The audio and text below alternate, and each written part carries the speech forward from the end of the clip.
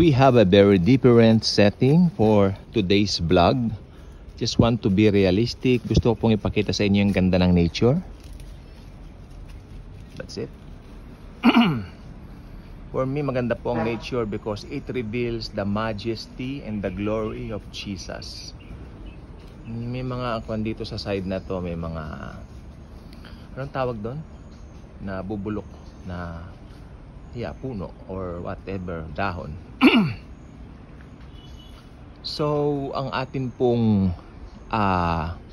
topic ngayon ay, you know what? Isasuggest ko po kung kayo po ay kumakain or kayo po ay nagmimerienda or anything na ini-intake ninyo regarding food and all that, wag na lang po ninyo itong panoorin, ano po.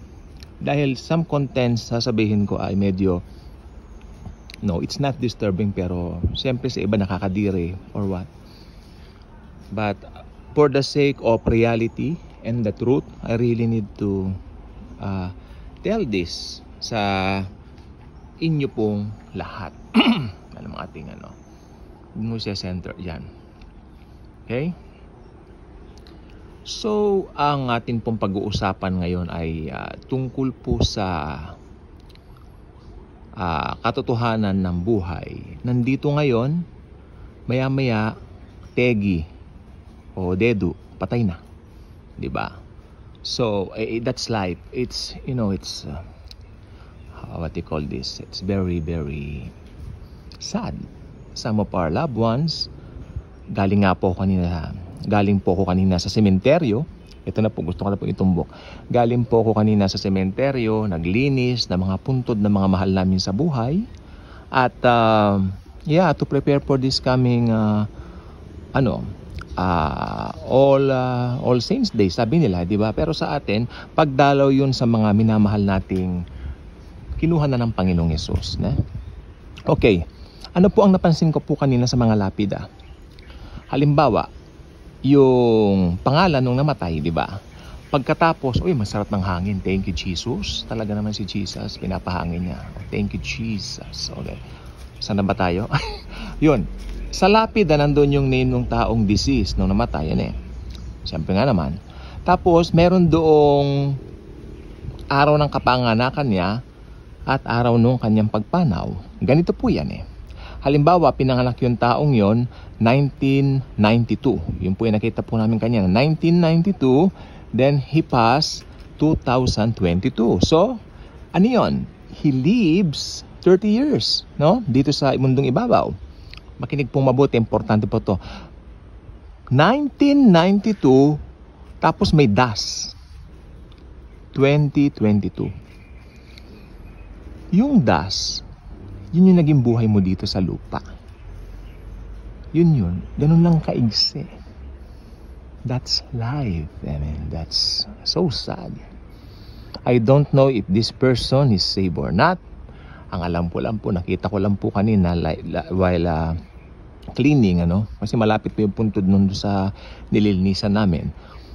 Yung das o yung pagitan o yung guhit na ganyan, napakahalaga po nun.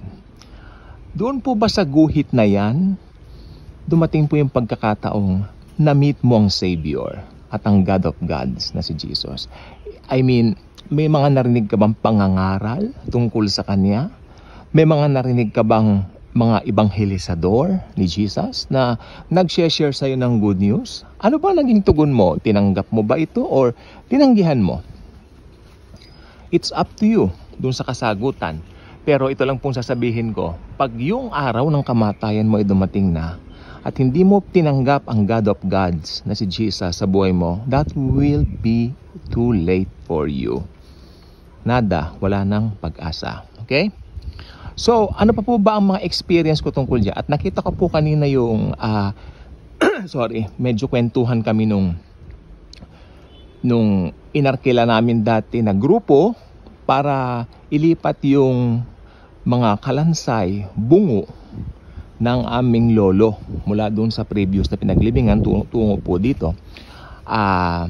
Sumama po ako noon. Medyo bata pa ako noon. Ang natatandaan ko po, Kaya sabi ko po kanina, kung kumakain kayo, medyo skip nyo to. Pero kung matibay naman po ang sikmura ninyo, pakinggan na po ninyo. Para baka makalimutan yung panoorin. Sayang po itong vlog na ito. Ano po? So, panoorin nyo na po.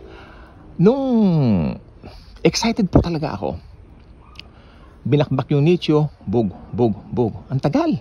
Matagal pong bakbakin ng nicho. Hindi po siya ganun ka-easy to do, no? 3 tao na po yung nagbabakbak doon. Bag. Then sa wakas nakalas na yung lapida.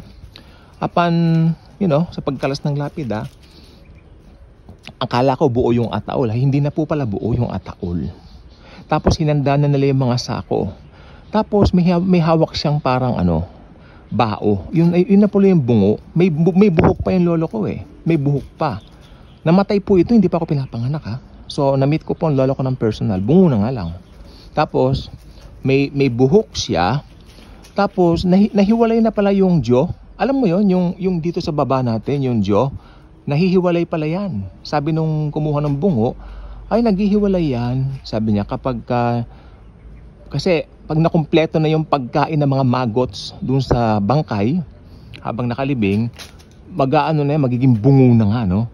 At pag tinanggal mo na ngayon yung upper part, yung skull, mahihiwalay yung jaw part. So ganun po nangyari sa lolo ko. Pero may ngipin pa. At ang nakita ko po rito, nakita ko yung tibia and fibula. Marunong po ako sa ganyan kasi medyo kumuha tayo ng medical course noon pero hindi ko lang po natapos. Tibia and fibula, ito po yung dito sa bandang paa. Tapos nakita ko po yung talagang orbit niya, tinignan ko yung bungo, no? Bago ipatong sa sako. Tapos ang ginawa na lang nila para mas desente, pinagdugtong na lang yung jaw sa bungo. Ayun. Malinis na, hindi naman po nakakadiri ang bungo. Buto na lang yan. Kalain hindi pa ako pinapanganak, namatay na yun eh. Diba? So pinalipat lang yung bangkay. So kitang-kita ko po dito, since believer na rin ako na nakita ko yon, kitang-kita ko po dito na ganito lang pala ang tao sa mundo. Marating mo man yung pinaka-greatest achievement mo, pag sakaling ililipat pala ang bangkay mo, yung balangkas mo, ganun ka lang. Bungo. Kalansay. Pero ito pong gusto kong sabihin, merong isang bahagi ng tao magpapatuloy. Ito ay ang espiritu. Ito ang kailangan maborn again. Ito ang maaring makakilala sa Panginoong Hesukristo.